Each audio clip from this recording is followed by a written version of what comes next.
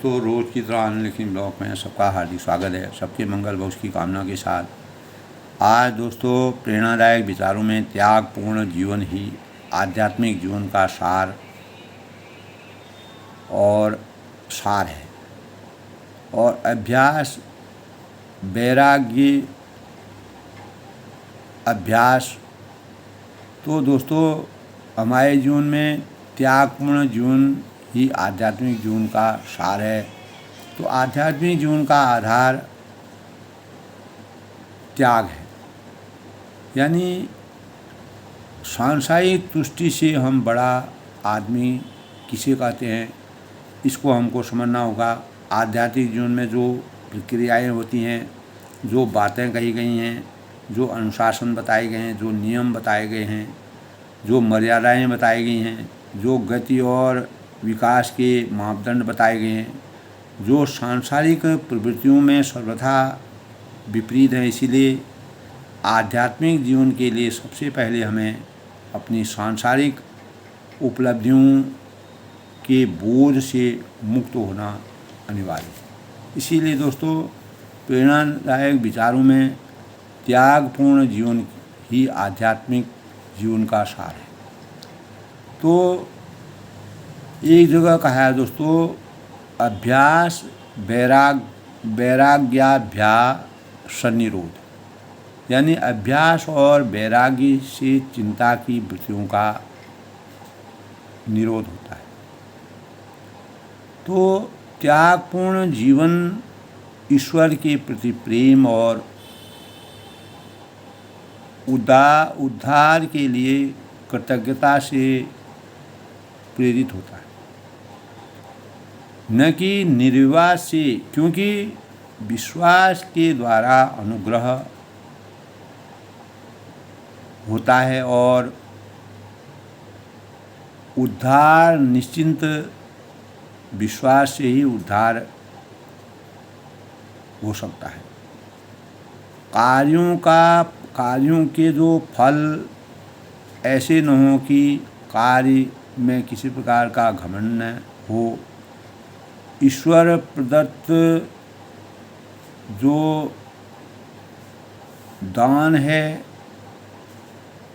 और जो कर्मों का फल है, उसको हमें किस प्रकार से अपने जीवन में चरितार्थ करना चाहिए। आध्यात्मिक जीवन शैली का सही मतलब यही है कि दोस्तों अपने सच्चे स्व को समझना, यानी ईश्वर से जुड़ना।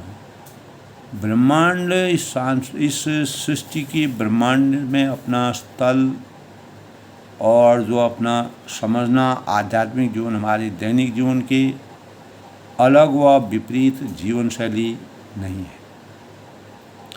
तो यानी काम, क्रोध, लोभ, मोह और मत्सर से मुक्ति प्राप्ति करनी ही हमारी वास्तविक आध्यात्मिकता का सबसे बड़ा स्वरूप है, ताकि हम अपने स्व यानी अहम, ईगो और अहम को से मुक्त रहें, यानी अहंकार रहित ईगोलेस जिसको कहते हैं जीवन। आध्यात्मिक जीवन शैली का सही तत्व और अपने आप को एक दूसरे से जोड़ना, अपने भीतर अपने आप से जुड़ना, अपने अस्तित्व से अपने आप जुड़ना, अपने अस्तित्व को पहचानना और अपनी वास्तविकता को जानना, यही आध्यात्म है। तो व्यावहारिक जीवन में दोस्तों जीते समय ब्रह्मचर्य और आध्यात्म की अवस्था, और जैसे ब्रह्मचर्य आश्रम में है, वानप्रस्थ आश्रम है, तो इन माध्यमों को अपनाकर हम सन्मार्ग का अनुसरण करके धर्म, अर्थ, काम और मोक्ष की प्राप्ति कर पुरुषार्थ की प्राप्ति करने के भावों का संचार करना। त्यागपूर्ण जीवन दोस्तों दूसरों के लिए अपना समय, प्रतिभा और संसाधन देना है, दूसरों के लाभ के लिए, और अर्थात अपनी सामाजिक प्रतिभा और संसाधन देना और बलिदानपूर्ण त्यागपूर्ण जीवन हमारी सफलताओं और असफलताओं या मान्यताओं की डिग्री से प्राप्त नहीं हो सकती। यह परमात्मा द्वारा, जब तक हम परमात्मा की आसक्ति को प्रकट नहीं करते हैं, सही भावों का संचार हमारे अंतःकरण नहीं होता है, तब तक हम वास्तविक जो आध्यात्म के भावों का संचार नहीं कर सकते हैं।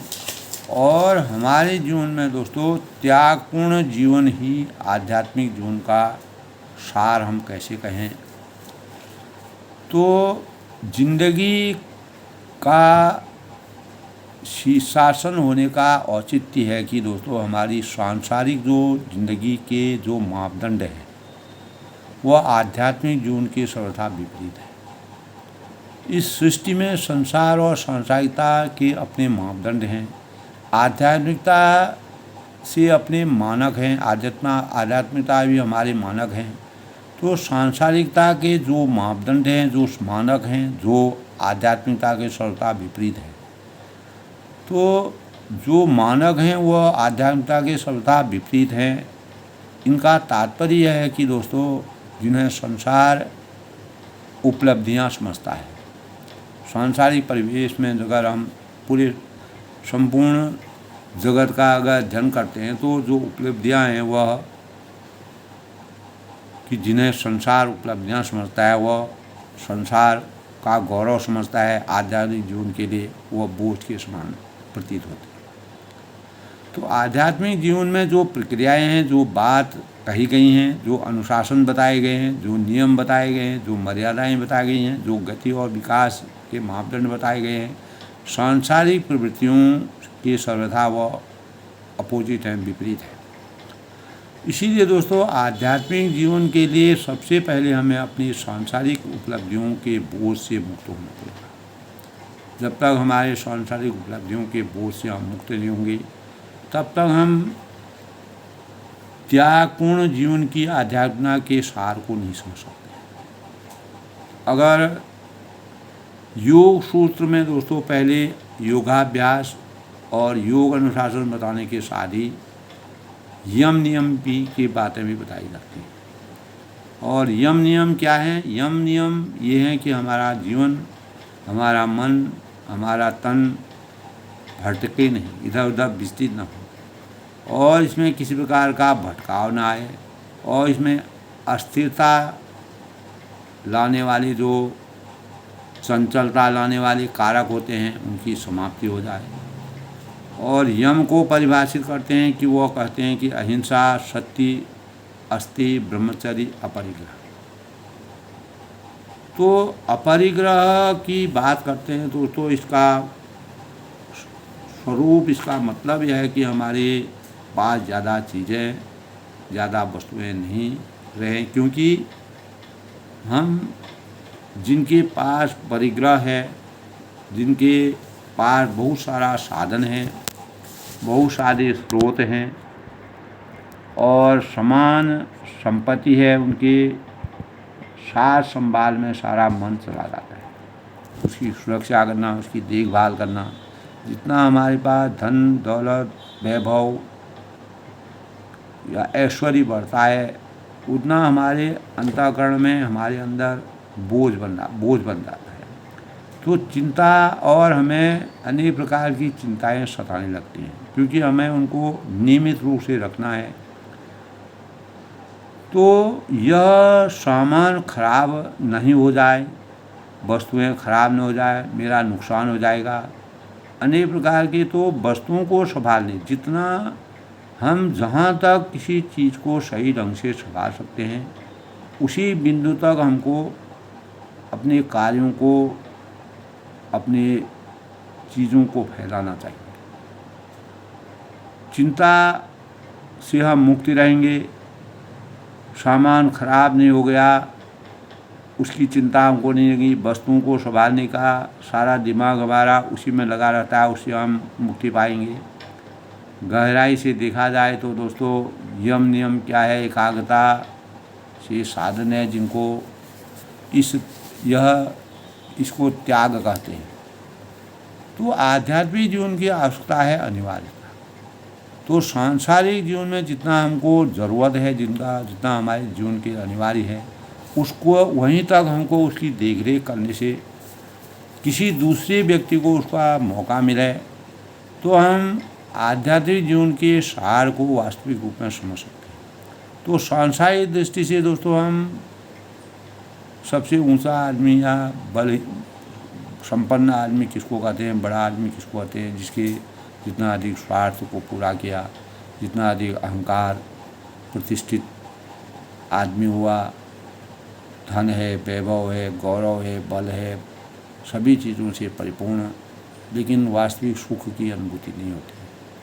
स्वार्थपरता जहाँ चरम पर होती है, अहंकार शिखर पर होता है, उपलब्धिवान व्यक्ति कहते हैं, उसी को संपन्न व्यक्ति कहते हैं। वही आज के कलयुग में दोस्तों, कलिकाल में ऐसे व्यक्तियों का ही सम्मान होता है।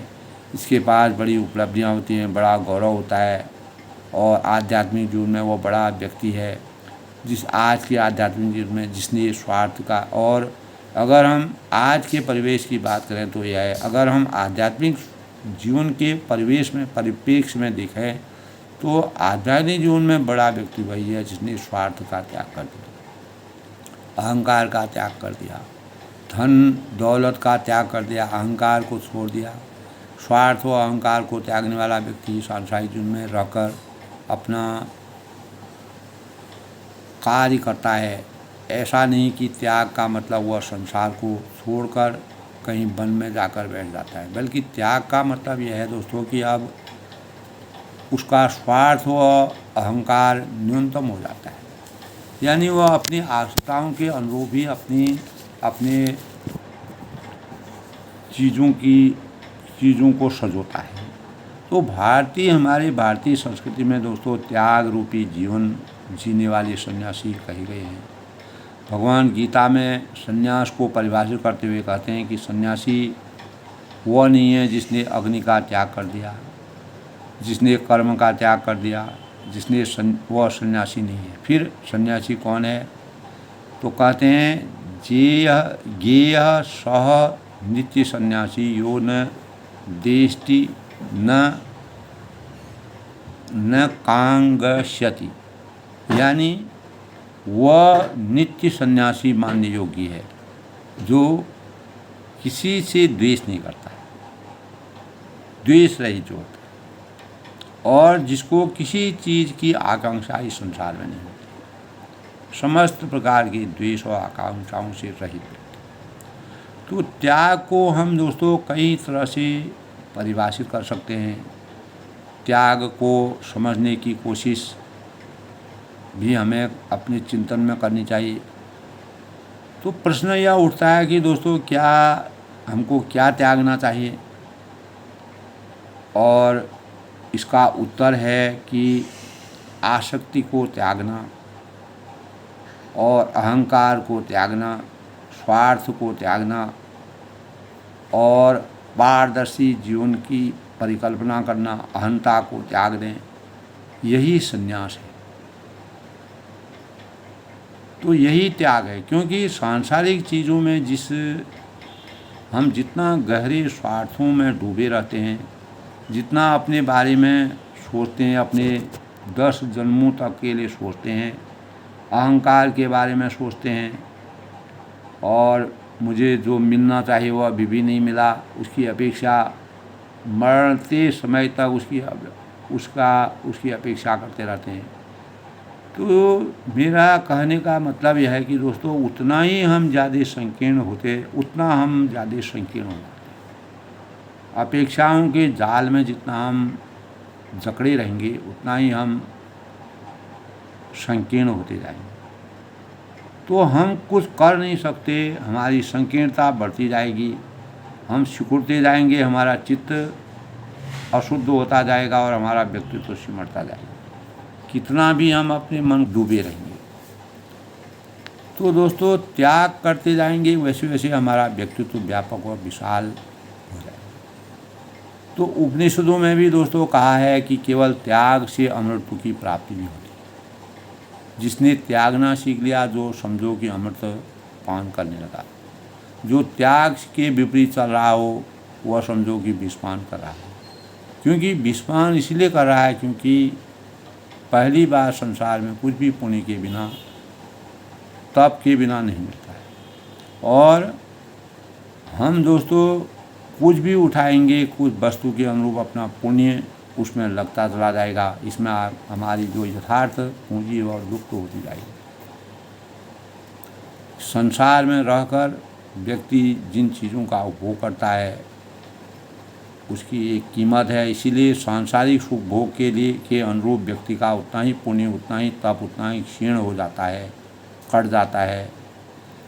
इतना ही सुख आपने भोगा, हमने भोगा और हमारा आपका उतना पुण्य उसमें खप गया। तो दोस्तों संसार में प्रकृति की, परमात्मा की इस प्रकार की व्यवस्था है। जो कर्म हम करते हैं, अच्छा बुरा श्रेष्ठ निकृष्ट जो भी होता है, वह हमारे अंतस में, हमारे चित्त में हमेशा एक कंप्यूटर की तरह उसकी व्यवस्था उसको नोट करती रहती है, अंकित करती रहती है। भले ही हम सामाजिक परिवेश में उसका वर्णन नहीं करते हैं, लेकिन हमारा चित्त में पूरा लेखा जोखा उसका बनता रहता है। तो भले ही कैसी परिस्थितियों में हम गलत या सही काम करते हैं, किन परिस्थितियों में हमने किया वह माना रखता है। उस कर्म को के अनुरूप कर्मफल विधान हम अनिवार्य रूप से उस कार्य में लग जाते हैं। परिस्थितियाँ माने नहीं रखती है दोस्तों, कर्म हमारा माना रखता है। कर्म चाहे कोई भी करे उसका फल उसे भुगतना पड़ता है। कर्मण्येवाधिकारस्तु मा फलेषु कदाचन। जैसा कर्म करेंगे वैसा फल देगा भगवान। ऐसा नहीं है कि परमेश्वर आकर स्वयं कर्म करे तो बच जाएंगे, नहीं बचेगा कोई नहीं। तो कर्मों का विधान अनिवार्य है और इसे कौन नोट करता है, कौन अंकित करता है, इसका लेखा जोखा हमारे चित्त में होता है। प्रकृति की व्यवस्था रहे या सृष्टि की व्यवस्था है, यहाँ कुछ भी फ्री में या मुफ्त में यहाँ कुछ नहीं मिलता। तो जो प्रबुद्ध लोग हैं, ज्ञानी लोग हैं, समाज सेवक हैं, विचारवान लोग हैं, ऋषि मुनि हैं, जानते हैं कि संसार में वास्तविक पूंजी क्या है, इस संसार में वास्तव में कौन धनवान है। स्थूल दृष्टि से जिसके पास बहुत ज़्यादा पैसा है, धन संपत्ति है, वह धनवान है। लेकिन प्रकृति की नज़रों में, इस सृष्टि के संचालन में धनवान वह है जिसके पास पुण्य है, जिसके पास पुरुषार्थ है, जिसके पास त्याग है, जिसके पास बलिदान है। जो वही समझदार व्यक्ति है, वे अपने पुण्य का उपभोग, तप का उपभोग लोक संग्रह में, लोक सेवा में करते हैं, सुख भोग में नहीं करते। तो इंद्रियों की तृप्ति में नहीं करते। तो भौतिक व्यवस्था से वह हमेशा दूरी बनाए रखते हैं। हम समझते हैं कि त्याग में हम गंवाते हैं, त्याग में हम पाते हैं। जितना हम कोई चीज़ का प्रयोग करते हैं, विद्या का हम जितना प्रयोग करते हैं, वो भी दोस्तों एक प्रकार का त्याग है, उतना ही हमारी वो बढ़ती है। तो इसी प्रकार त्याग हम पाते हैं, त्याग से हम पाते हैं। आध्यात्मिक जीवन की उपलब्धि त्याग है। इसीलिए उच्चतम साधना, श्रेष्ठतम साधना व श्रेष्ठतम अनुशासन, श्रेष्ठतम विचार जिसको कहते हैं वह विवेक और वैराग्य है। और विवेक और वैराग्य इसलिए दोस्तों, क्योंकि विवेक और वैराग्य जितना दृढ़ होता है, मजबूत होता है, उतना ही हमारा व्यक्तित्व स्थिर और शांत होता है। इससे हमारे मन में, तन में स्थिरता आती है। जितना जितना हमारे विवेक और वैराग्य क्षीण होते जाएंगे, उतना उतना हम अस्थिर होते जाएंगे। और निश्चित रूप से वह सुखी और संतुष्ट होता है जिसमें विवेक और वैराग्य होते हैं। तो इसीलिए मैंने कहा था दोस्तों, गोधन गजधन भाईधनो और रतन धन खान, जब आवे संतोष धनो सब धन धूज। तो रहीमदास जी ने इस प्रकार का जो उस समय परिस्थिति के, उस देश काल परिस्थिति के अनुसार जिस काल का कहा, जब गोधन गजधन बाजधन को बहुत मान्यता दी जाती थी, आज का परिवेश हुई अलग है। तो कहते हैं कि गौए बहुत हैं, गोधन है, गजधन है, हाथी बहुत हैं, घोड़े बहुत हैं, रतन धन, सोना चांदी जवाहरात बहुत हैं। यह सारा धन अपनी अपनी जगह पर है, लेकिन संतोष धन मिल जाए, जिससे व्यक्ति संतुष्ट हो जाए, फिर अन्य सभी धन फीके हैं, सारी उपलब्धियां फीकी हैं। और संतोष किसको मिलता है? त्याग करने वाले, निस्वार्थ ढंग से प्रेम करने वाले को, निस्वार्थ ढंग से विचार मंथन करने वालों को। तो संतोष से आत्मसुख की प्राप्ति होती है। कहते हैं दोस्तों, यूँ तो मन भागता ही रहेगा, यूँ तो चंचलता जीवन में बढ़ती रहेगी, अस्थिरता बढ़ती रहेगी। लेकिन अगर विवेक और वैराग्य हों, त्याग की भावनाएं हों, तो वह निरुद्ध अवस्था में पहुंच जाएगी और वह रुक जाएगी और थम जाएगा। अभ्यास वैराग्याभ्याम तन निरोध, यानी त्यागपूर्ण जीवन ही आध्यात्मिक जीवन का मूल आधार है। तो इसी संबंध में दोस्तों, आज प्रेरणा स्रोत के रूप में मैंने अपनी भावों को सभी के संज्ञान में डाला। अधिक से अधिक लोग इसको सुने, इसको शेयर करें, सब्सक्राइब करें, लाइक करें, अपने जीवन के आधार के रूप में इसको, इन बातों को अपने संज्ञान में रखें। भावी पीढ़ी को ऐसे भावों से अपने जीवन को, अपने चिंतन को, अपने विद्या को बढ़ा करके, सुंदर भावों का सृजन करके अपने आत्मीयता को बढ़ा करके, सुंदर भावों का प्रवेश करके, स्वयं के मान सम्मान को बढ़ाते हुए देश के गौरव और समृद्धि और देश के विकास में अपना योगदान दें। इन्हीं भावों के साथ अपनी वाणी को विराम देते हुए सबके मंगल भविष्य की कामना करता हूँ। सब लोग सुखी रहें, खुश रहें, प्रसन्न रहें और जीवन में सुंदर भावों का आविर्भाव हो और उनका सृजन हो, जिससे हम मानवता की वास्तविकता को प्राप्त कर सकते हैं।